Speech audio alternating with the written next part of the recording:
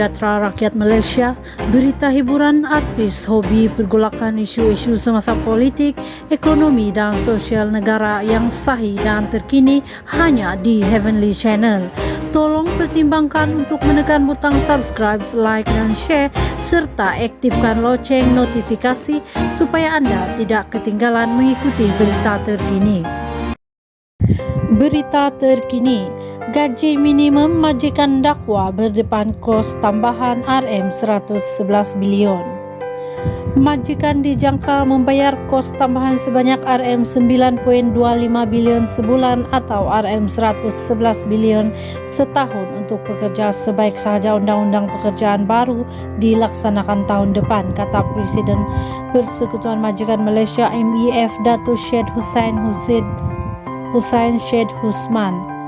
Dalam temu bual dengan utusan, MEF mendakwa kenaikan kos secara mendadak akan membebankan majikan dan beliau bimbang ramai majikan akan memberhentikan pekerja sebagai mengelak daripada gulung tikar.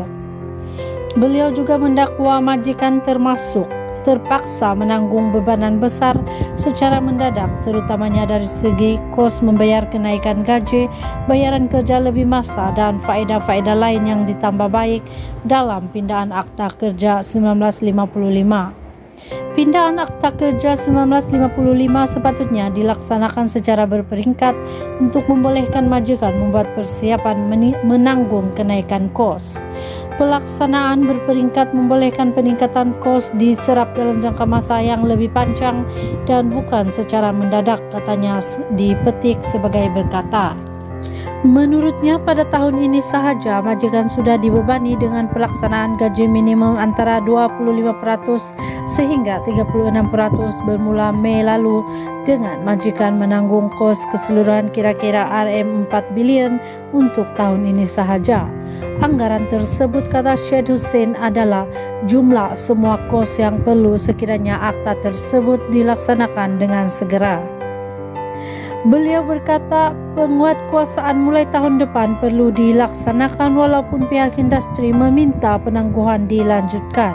Menurutnya ini kerana undang-undang itu diluluskan di Parlimen dan sebahagian besarnya daripada pindahan itu adalah berdasarkan kepada Konvensyen Pertubuhan Buruh Antarabangsa ILO dan perkara itu sebagai jaminan kepada pekerja.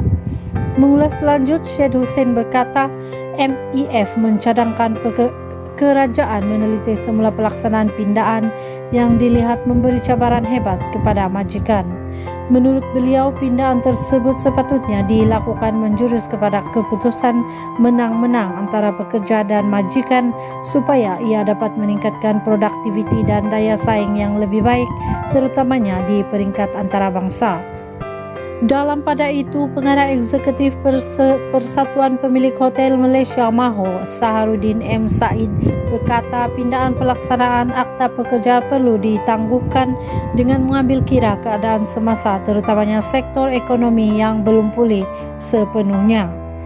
Beliau berkata ini kerana pindahan itu akan menyebabkan kenaikan kos operasi perniagaan dalam keadaan kekurangan pekerja. Justru beliau berharap kerajaan mempertimbangkan penangguhan pelaksanaan akta tersebut ke satu masa yang lebih mengizinkan. Sektor hotel dan pelancongan belum pulih. Kita jangkakan pemulihan berlaku penghujung 2023 atau pada 2024, katanya. Sekian info hari ini. Terima kasih.